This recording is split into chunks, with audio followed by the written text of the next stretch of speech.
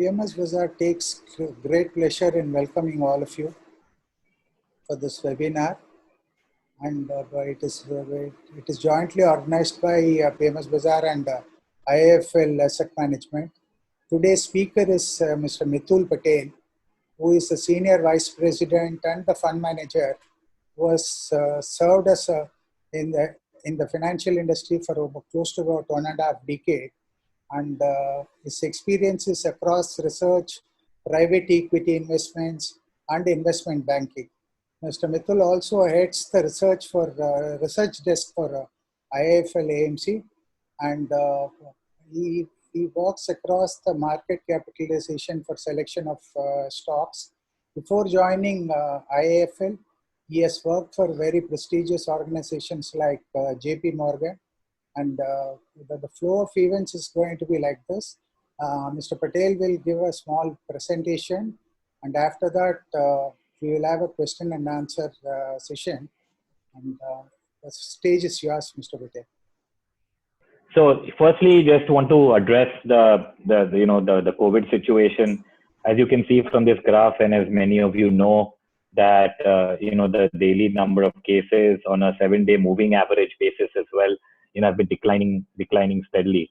And more importantly, we kind of peaked out at the daily deaths per day at around 1200 per day. And now we are somewhere between 500 and 600. So, the death rates are the most important to look at. And as you can see, in major cities, people are stepping out, people are learning to live in this new normal, which is, carry a mask and a sanitizer. And, considering, what we are seeing as well, we do not see a major risk, a risk of a major second wave in India. And that also means that the risk of a second lockdown would be minimal. And, I'm not an expert on how the local governments decide, but there could be small, micro level lockdowns like Saturday, Sundays, lockdowns that can keep coming up, like that's happening in Ahmedabad or some other cities as well.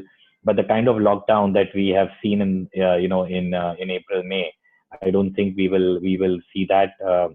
We will see that in the near future. Obviously, there are, as you can see, that in the US, in Europe, the cases are spiking.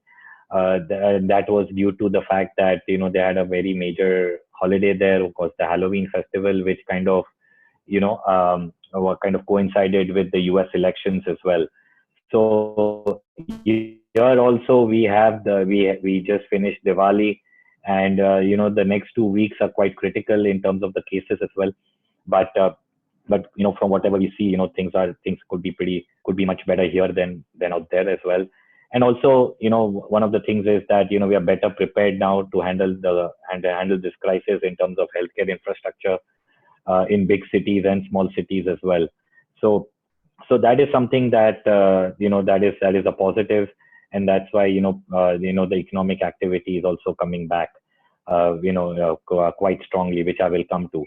And in the Western world as well, where there right now as we speak, France, UK, certain cities in America are in lockdown kind of a situation, but their lockdown is not the kind of lockdown that we have seen. We have been experiencing, in April and May. Their restaurants are open. You just cannot go to, not go in a crowd. Restaurants are open till 10 o'clock in the night. So, the definition of lockdown is quite different. And, the economic and industrial activity, there is no lockdown there as well. So factories, offices are still running, and things are pretty, quite normal out there as well.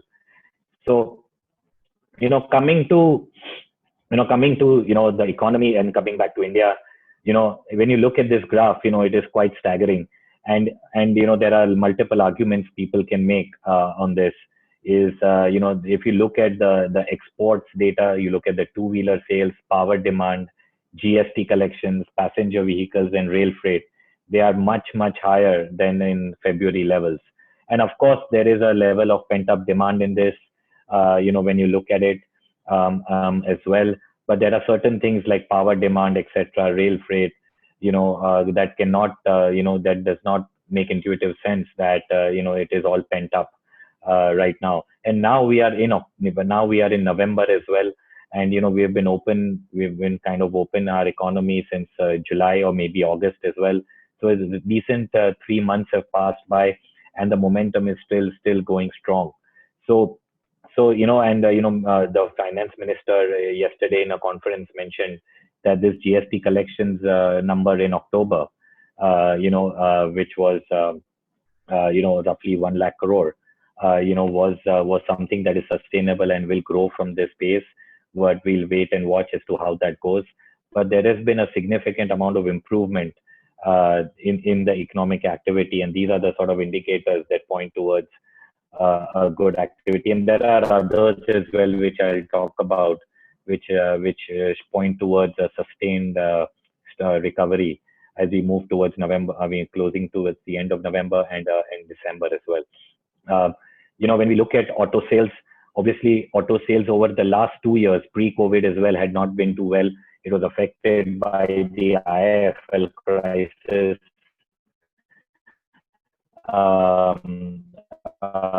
In 2018, and then recession, which kind of affected sentiment through, and the pace at which it is going. The auto sales are a good indicator of how things are are improving. And also, but auto is not the right barometer, because there is a lot of demand that comes from the fact that the ride sharing mobility is reduced as well. Though when you speak to Ola and Uber, their traffic levels have been around close to 85% of pre-COVID levels. So things have, there have been a decision by the consumers to own a vehicle, whether it's two-wheelers or passenger vehicles. And this is a very important indicator of how, there has been a recovery, and this has a ripple effect into steel as well and other manufacturing sectors as well. So also 20 to 25% of the GST collection is roughly automobile, which is a 28% sector as well. So that also gives fillip to GST collection. Retail loan growth obviously has kind of slowed down over the last 6 months. When you look at this chart on the right hand side on the personal loan category, and obviously this is something that the banks and the NBFCs will completely tighten their belt on as well. But when we look at the data that is post September, when you look at the housing loan data that is coming through, for example, ICICI Bank said that they had the highest ever disbursement that in their lifetime in housing loans as well. Kotak Bank's latest lending rate on home loans is 6.75% as well. HDFC Limited, which is one of the largest lenders in the housing space, has talked about strong disbursement growth there. And one of the most heartening things is that 80% of the demand that is coming right now are from applications that have been originated post-COVID. So 80% of the demand that is coming for housing loans is coming from it's not pent-up demand. It's coming from people who have decided to buy a home or invest in a house, over the last 3 to 4 months. So that is also something which is quite strong. And when you look at unemployment levels are at pre-COVID levels, this had spiked up substantially as a lot of migration had happened from urban to rural as well. And as you can see, we have been at a pretty decent pre-COVID level when it comes to unemployment rate. And this is quite an heartening sign. As services sectors open up, people are getting more more and more salaries into their bank account, and that leads to some sort of a spending. And even people who in the middle of this graph who were not employed will save for some time before spending. That also gives a little bit more of an extra fillip, that 3 to 6 months down the line, once their savings are back as to pre-COVID levels, they will come and spend this money. So there also, when you look at discretionary items, etc., should do quite well as well. And trend in labor force participation rate shows the steepest dip for urban areas as well, because that's where significant amount of the service sector lies, such as restaurants, etc., hotels. That's where this chart that's what this chart shows as well. So so that is one thing. And when you look at the manufacturing PMI, it has rose to 58.9 in October versus 56.8 in September, and it has been the highest ever level since October 2007. So, obviously services, as you can see, the services PMI has dragged it a little bit, but this also shows that there has been a strong momentum in industrial activity, which can be seen in power generation, power consumption as well, petrol and diesel consumption, etc. as well has come back from have come back to almost pre-COVID levels, and there could be growth from these levels as well going forward.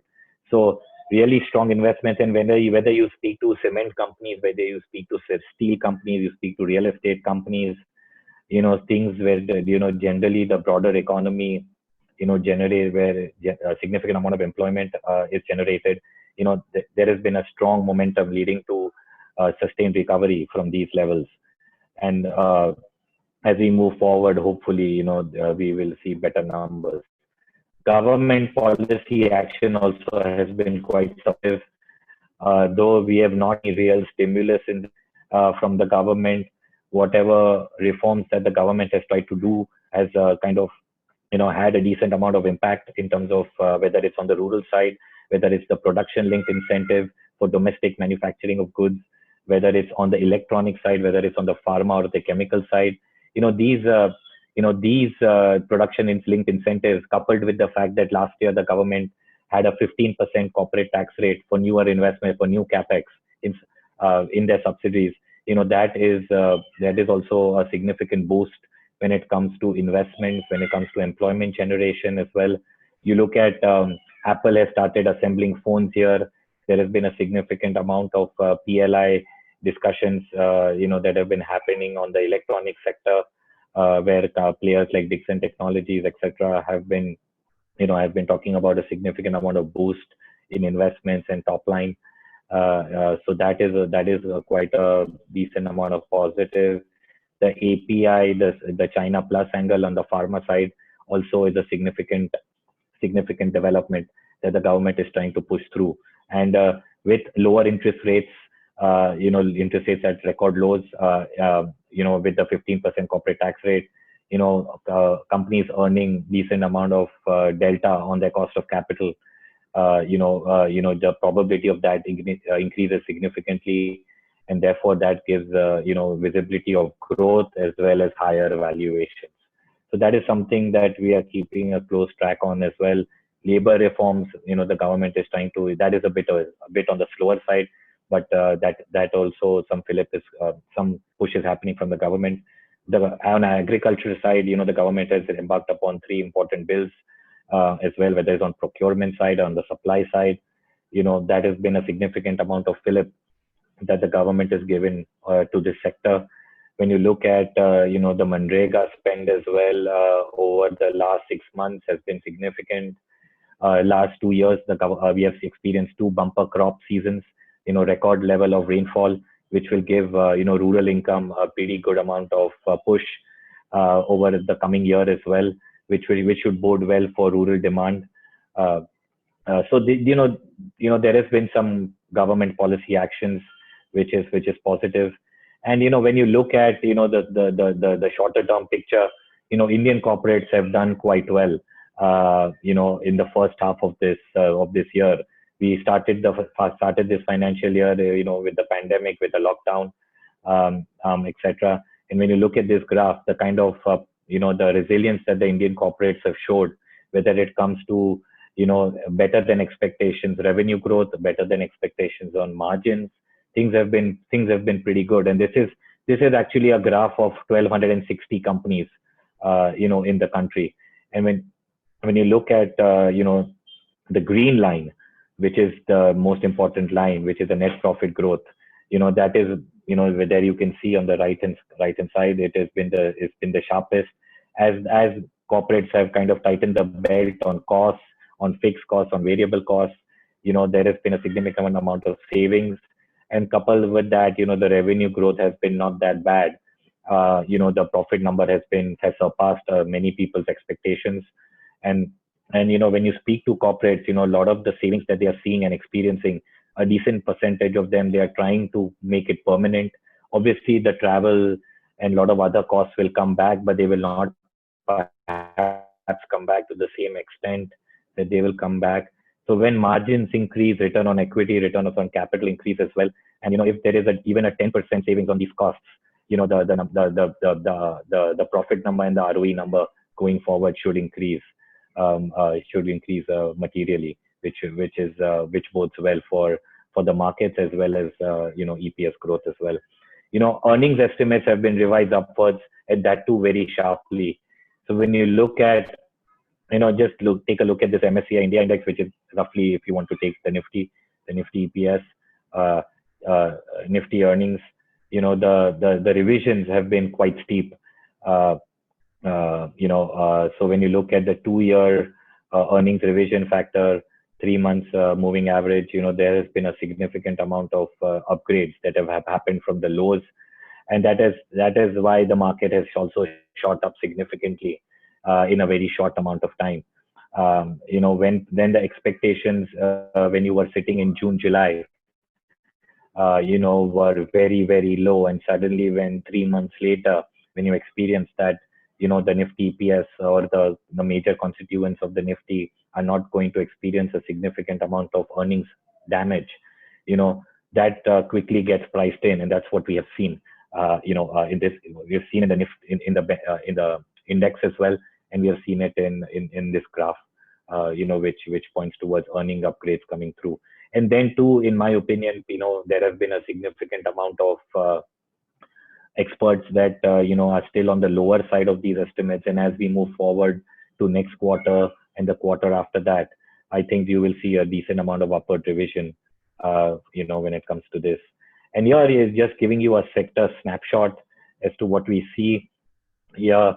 If you look at, from left to right, the September quarter, the sector earnings growth, when you look at materials, when you look at IT, when you look at healthcare, or you take a look at utilities, these earnings have been quite resilient, during these times. And when you look at financials, there has been a 64%, expectations, which have been better earnings growth trend. And this is out of 1,260 companies. This is not just a small subset of companies that, we have taken. So therefore, you can see that, financials, which is 30% of the index of the Nifty, roughly, or actually a little bit more now, 33% of the index, has shown earnings growth of 64%, which has been pretty positive, from a Nifty earnings perspective and from a stock market perspective. And that's why you have seen the rally in the bank Nifty over the last 1 month, as well as soon as the earnings started coming out of these banking companies. So, industrials is something which is a lag, which we are seeing that the pickup is coming through, and most likely Q3, Q4 numbers should be much better there. So therefore, the earnings, when you look at this on a total basis, 16% earnings growth for this quarter. And when you look at X of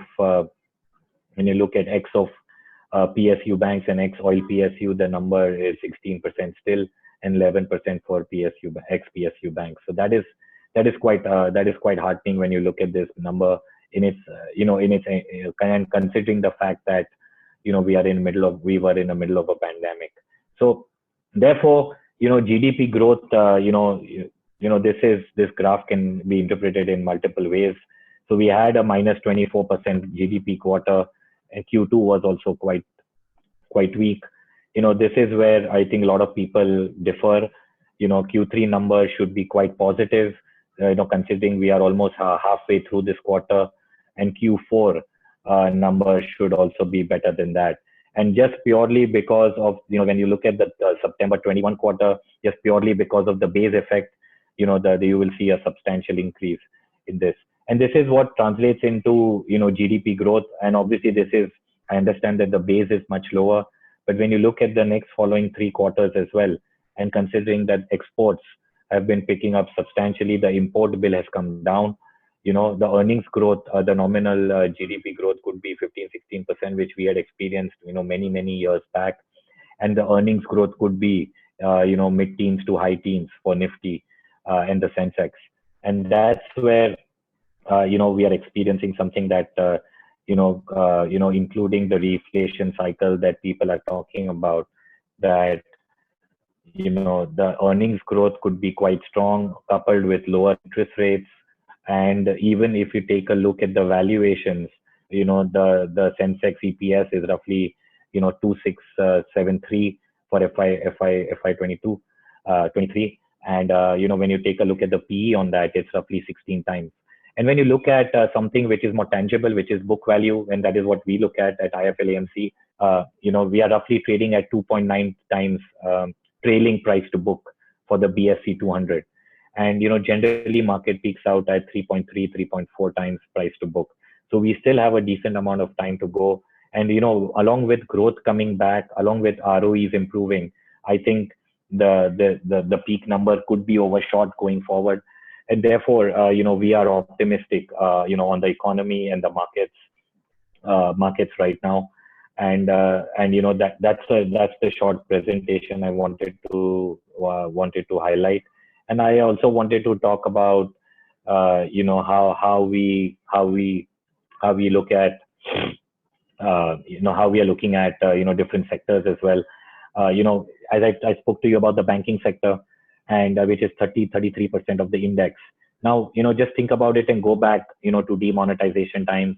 There was a bit of a hiccup in the GDP when it came to the GST quarter as well in 2018. And when you look at this pandemic, you look at these three instances, and and what the expectations are of NPAs coming out of the banking sector, in the December and March quarter. Most of the private banks that we speak to, including and SBI, the incremental restructuring because of COVID and the credit costs are going to be, somewhere in the range of 1 to 2%. And that number, is quite heartening in my opinion. So when you see the fact that the country was shut down for 3 months, there was a lot of talk about, retail loans going bad. There was a lot of talk about significant amount of unemployment, and, significant amount of NPAs in the SME and the large corporate sector. And when you come out of this problem with a 1 to 2% incremental restructuring, that asset test, these banks, if this comes out, this asset test, the banks would have passed very handsomely. And that's why we are a little bit positive on the banking sector. And we are also positive about the valuations that these banks will trade at once the dust settles 6 months from now.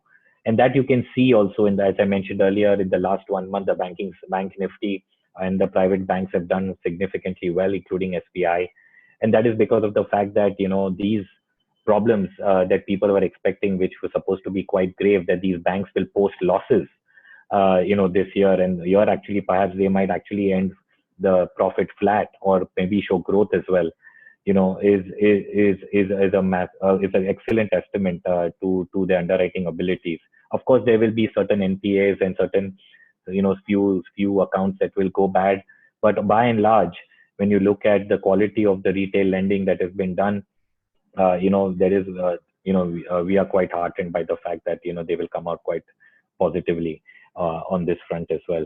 So banking sector is one of the most important sectors in the economy, and from a Nifty earnings perspective as well, and from a stock market return perspective as well. So banking sector is looking quite positive.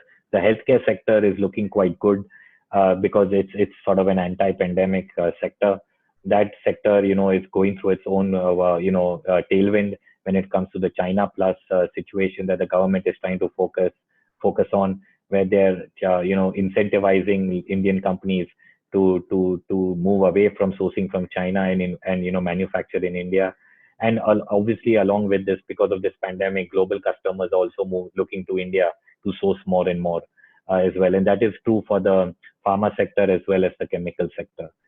So that is something that is positive. Healthcare also is a decent percentage of it. IT sector has experienced an excellent tailwind in terms of cloud migration, customers investing in technology because of the pandemic. And that's where, likes of TCS, Infosys, Wipro, HCL, these companies are seeing excellent traction. Even the mid-cap IT companies are talking about a good amount of growth there as well across sectors. And that should bode well as well. The only sector which is perhaps, on the cyclical side, on the infrastructure, industrial side, which we are not, which we are still to experience a good sort of a momentum. But that too, considering the fact that, now the economy is opening up, the travel restrictions are easing a bit, and the migration of labor has come back to the cities.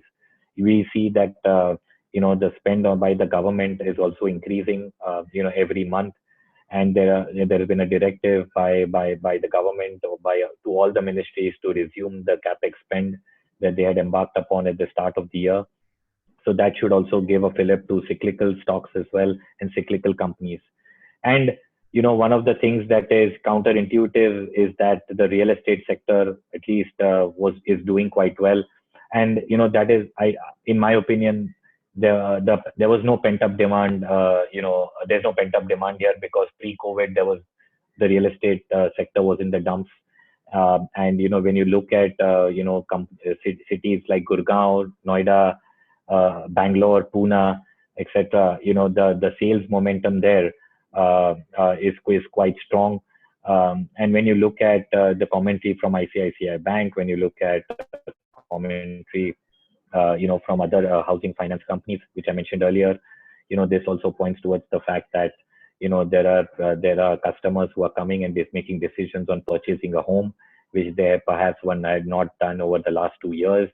And it also both from the fact that interest rates have been quite low. The cost of ownership of owning a house on an EMI basis has come down by 20 to 30%, depending on in the city that you are purchasing a home. As well, because the prices somewhere have connected between 5 to 15%, and interest rates have been low. So Kotak Bank, for example, home loan is currently right now at 6.75%. So that is also giving a fillip to this sector. And when real estate does well, infrastructure does well, cement, steel, etc., does well as well. There, the volumes have been pretty strong across the board, and that also generates a good amount of GST collections. It generates a decent amount of employment, and that is something that is quite positive as well. Obviously, everything won't be hunky dory. There will be a bit of volatility our way in terms of markets and in terms of certain surprises on the economic factor. But this is bound to happen, and because the path to growth is not clear, and there will be certain things that will derail this. But generally, the momentum is quite strong in terms of this recovery, and that is what the markets are sort of pricing in as well. So that is what we are experiencing right now, and that's what how we have positioned our portfolio as well. So I would just like to show you, how we are positioned, when it comes to our portfolio at IIFL. So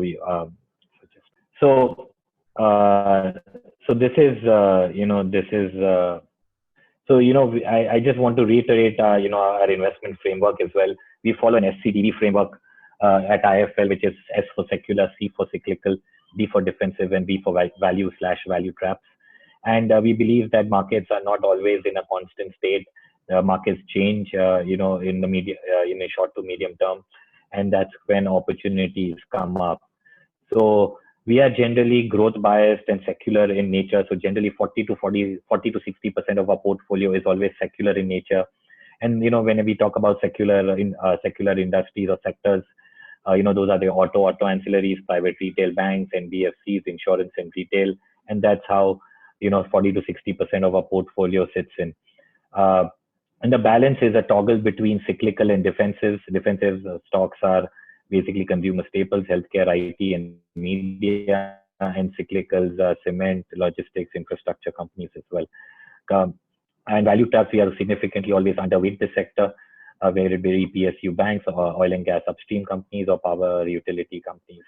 So, this has helped us, generate a good amount of performance and generate alpha, across time horizons. And that's what we did during the pandemic as well. And that's what we are changing right now. So, for example, we became defensive during the pandemic, and we had a significant overweight and still have a good overweight on healthcare and IT. and secular, was 45% of the portfolio, and defensive was roughly 30%. But right now, what we see is that the cyclical stocks are going to do quite well, and we will position our portfolio towards that, considering whatever I mentioned in terms of the economy and how we see things going forward. And secular is always going to be currently roughly for 45% of the portfolio, and it will always be in this 45-55% sort of a range.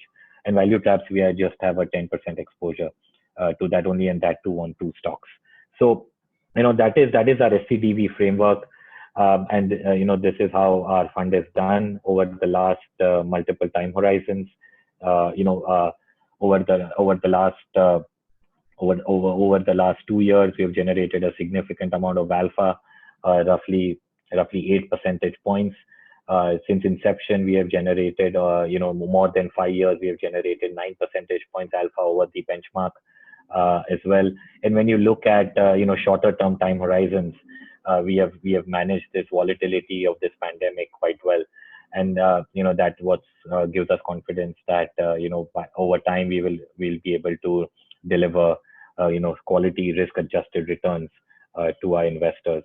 And since we are a multi-cap PMS, a large cap, we are 56% large cap, 22% mid cap, and 18% small cap. And that's just the nature of the sector positionings that we have. We are, 30% financial, 17% IT, and 15% healthcare. And that's where, because of our large cap bias here, with 56% being in large cap and 30% in financials, that's why the skew is like that. But generally, we will always be 50 to 60% large cap. And our top 10 holdings, as you can see, led by financials and IT. There is a mid cap company as well in terms of Crompton & Greaves. Then we own Bharti Airtel, HDFC Bank, Dr. Reddy's, Bajaj Finance, Procter & Gamble. So there is a combination of large cap leaders as well, and a quality selection of mid caps and small caps in the top 10 holdings. And these positions have not changed materially over the last 1 to 2 years. These stocks have done significantly well for us and that has been across the categories, whether it's large cap, mid cap, or small cap. So this is our portfolio. This is our ROE. The kind of ROE that we have on our portfolio, when you look at on a portfolio basis, is quite solid. We have a 15% ROE across the board, and that is also because of the fact that we own Bharti Airtel, which is a larger weight, but it's going to turn positive after from a negative as well. So that's why the FY21 ROE looks a bit lower. But overall, the quality of the portfolio is quite healthy, with a solid mix of large cap, mid cap, small cap. And the kind of changes that we made during the pandemic, we were first to point out in our first webinar with PMS Bazaar as well, that the rural side of the country is going to do quite well than the urban. So we switched our focus we bought a tractor company, we bought a fertilizer company, we bought a small cap company like Apollo Tricoat, which is a rural beneficiary as well. And these stocks have been up anywhere between 50 to 100% for us over the last 6 months. And these tactical changes at the margin have helped us generate a significant amount of alpha over time and protect our returns that you can see at the top of the table here as well.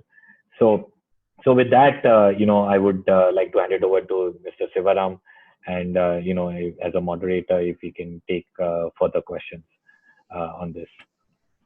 Sure, and in fact, it was very enriching, and in fact, you have taken a base of 1,260 companies where the earnings growth are going to be good, PSU banks and the oil companies, which is very reassuring for the investors.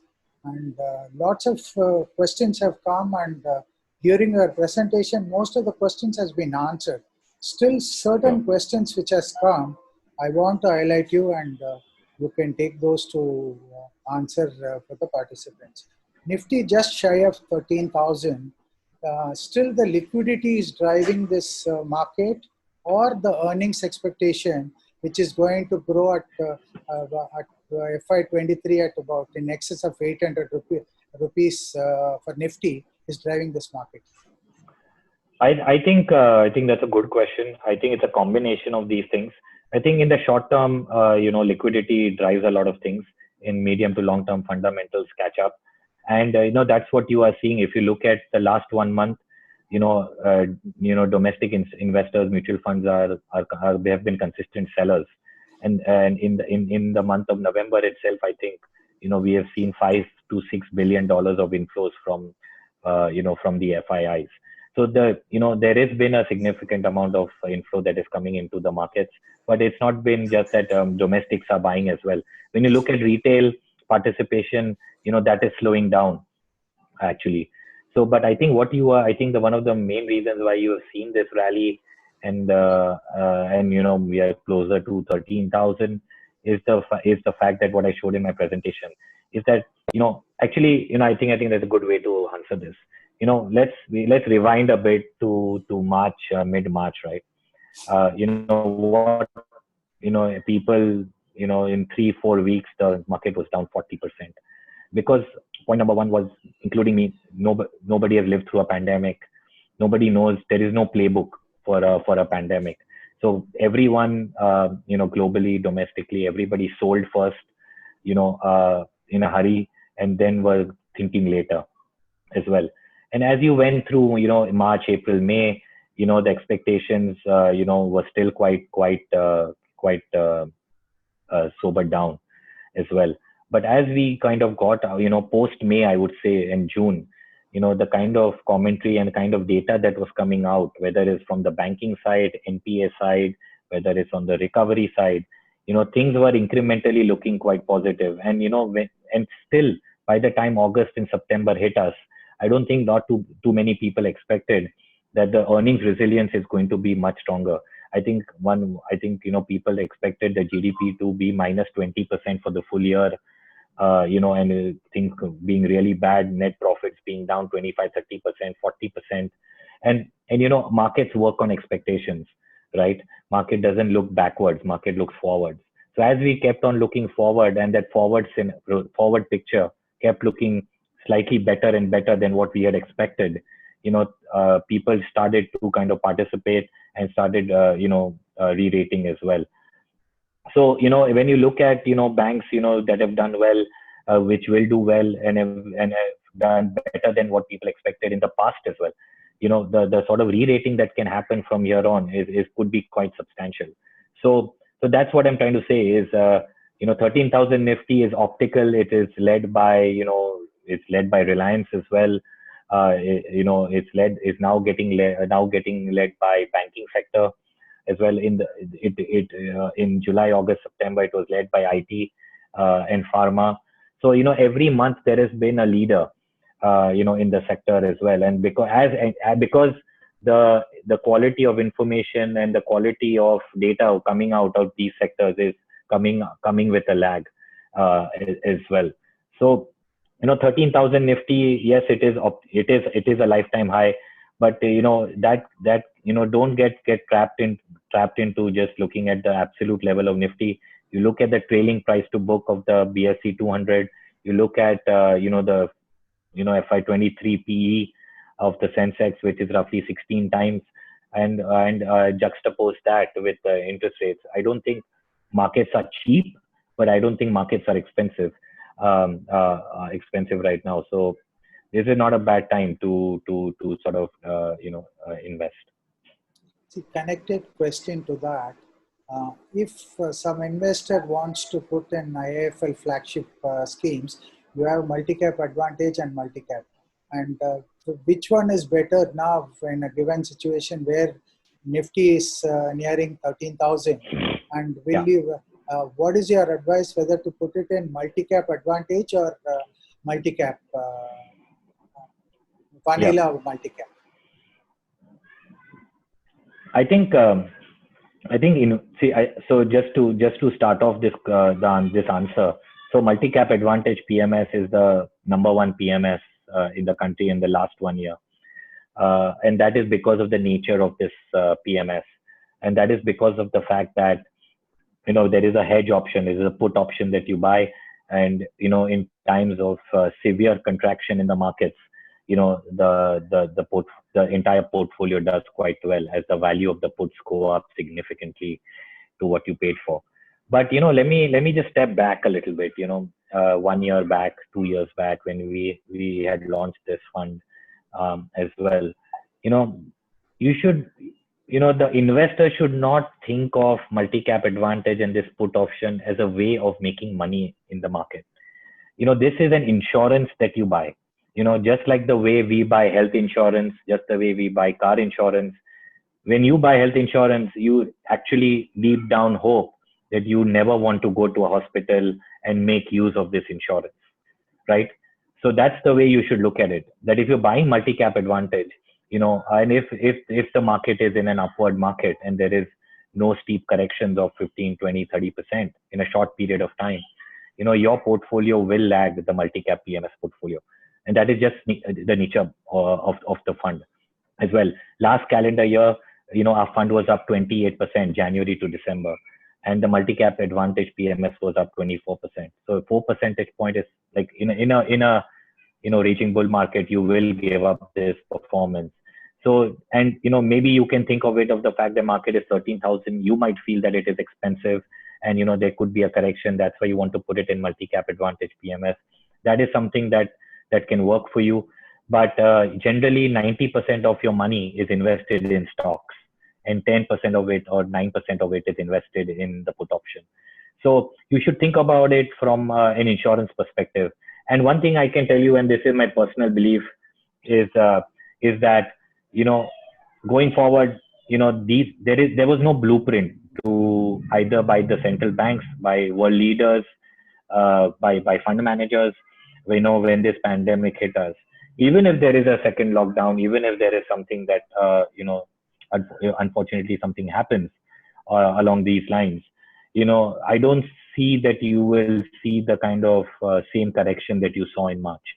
There will be a correction. The market can be down 5%, 10%, I don't know. But, you will not see the kind of impact that you saw in March. There could be volatility. Market could be flat for the 6 months. Market could be trending lower, but it won't happen in a very short period of time like it did in March. So my suggestion to you is, if you are a long-term investor, stick with multi-cap PMS. We have a 3 to 5 year horizon. If you are a little jittery in the short to medium term, invest in the multi-cap advantage PMS. That is explained beautifully, Mr. Patel. Next question is, all major sectors are ex-PSUs have hit all-time high, and you have created an alpha of close to about 8% since inception. And how are you going to maintain that alpha going forward with all the sectors are near all-time high? Banking, for example, is not all-time high. And I'll give you an example. Like last calendar year, what I mentioned, that we are up 28% for the last calendar year. We were 45% in financials. We were roughly, I don't know, I think 10 or 12 percentage points overweight the benchmark as well. So right now we are equal weight as well. And I'm just giving an example that if we feel that banking stocks, banking will do well, we can go significantly overweight there as well.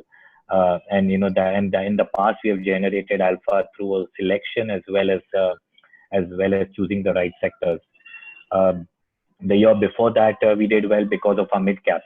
We have Procter and Gamble Health, which on a cost adjusted basis, is roughly, our cost is 800 rupees, and right now the stock is 6100 in just 2 years time. Which was a significant part of the portfolio, at cost. So, it's a combination of selection, it's a combination of sectors, and a combination of how we rotate our weights across this FCDV framework. Because, you can't always be defensive, can't have a significant overweight, on the defensive side.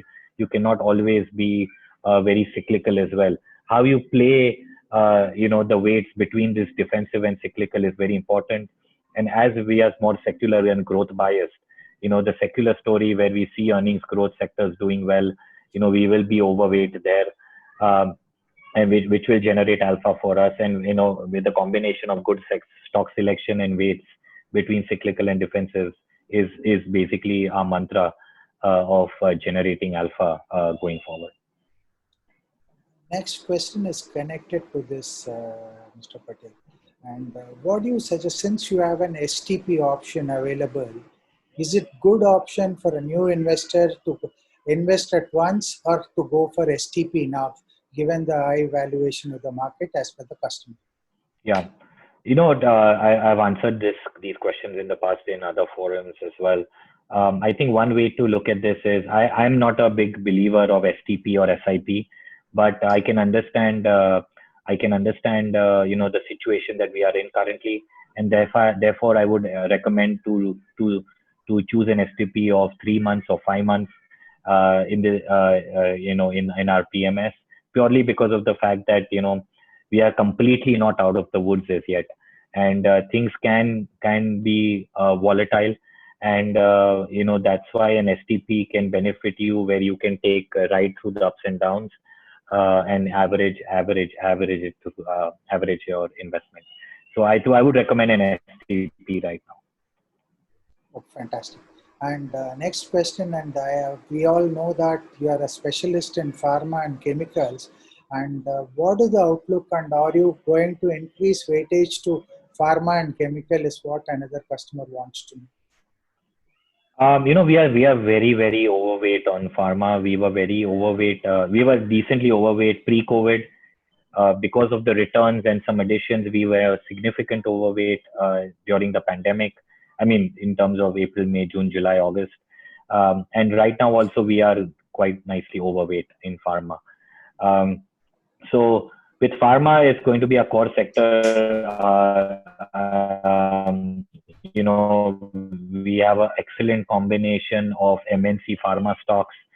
We have an API stock. We have a US generic focus stock as well, and a CRAMS stock. So we quite like these companies for the long term. I think these are going to create excellent shareholder value and returns in terms of stock price as well. These are leaders in their category as well. So we will have overweight on pharma, but whether we will increase our exposure from pharma in the short to medium term, I don't think so, because as I mentioned that I think the opportunities in the non-defensive side, whether it's the secular financials or the value financials or the cyclicals, I think that's where you will see a decent portion of the money being invested as well. Chemicals, I personally track chemicals here at IIFL, and I think chemicals is a great sector to be in. We own two of the best companies, in my opinion, PI Industries and SRF, here, which are high quality companies. So they are at lifetime highs right now. But I think there is a significant amount of growth ahead of them. And these companies, along with the management quality and R&D capabilities, will grow multiples of their size over the next 5 to 10 years, and that too very profitably. So we own, we have 6 to 7% weight in chemicals with two stocks. I think that is good enough to generate alpha from these. Fine, Mr. Mithun. And other questions have also come, which are routine in nature and which we can answer. And if there is any question which needs to be given to you, we will send a mail so that you can answer for those. Is there any closing remarks you want to give, Mr. Patel? Sure. Clients, a lot of my friends, a lot of clients I speak to, are sort of, we as humans generally tend to look at, a lot of anecdotal data. I'm sitting in Bombay, things don't look that good when you step out of the house. Traffic is still there, but it's not how it used to be. People are not going out to restaurants, etc. And but that is not, Bombay is not India, Delhi is not India, Chennai is not India. Things are not as bad as what people make it out to be, and they are not great either. But the fact is that there is a strong revival going underway, and Whether it translates to equity returns, we will wait and watch. But what I'm trying to say is fundamentals are decently strong right now in the month of November and are going to get better.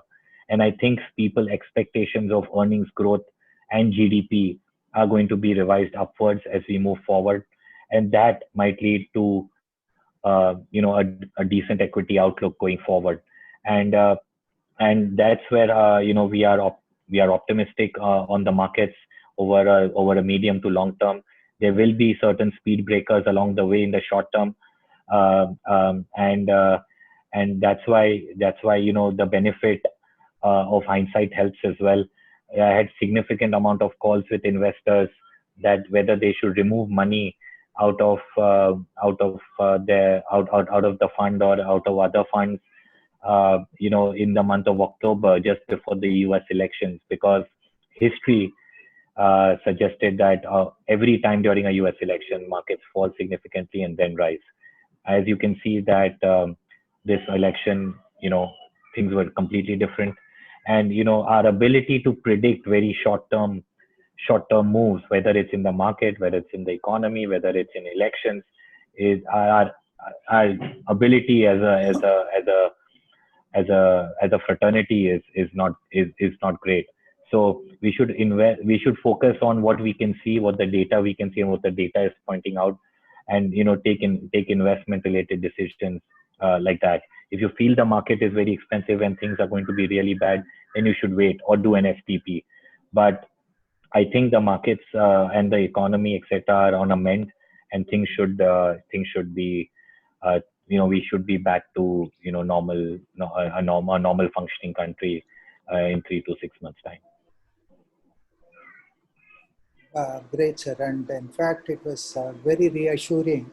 And I thank you very much for your time you have taken to attend this webinar. And I'm sure the viewers knows that we are going to conduct a PMS and AF summit next week. And I would like all of you to participate in the summit also without fail.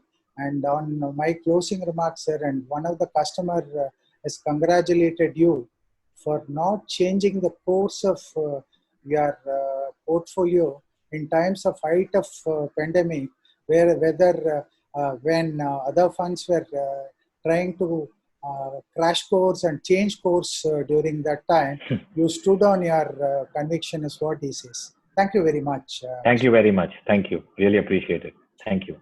Pleasure is ours. Thanks.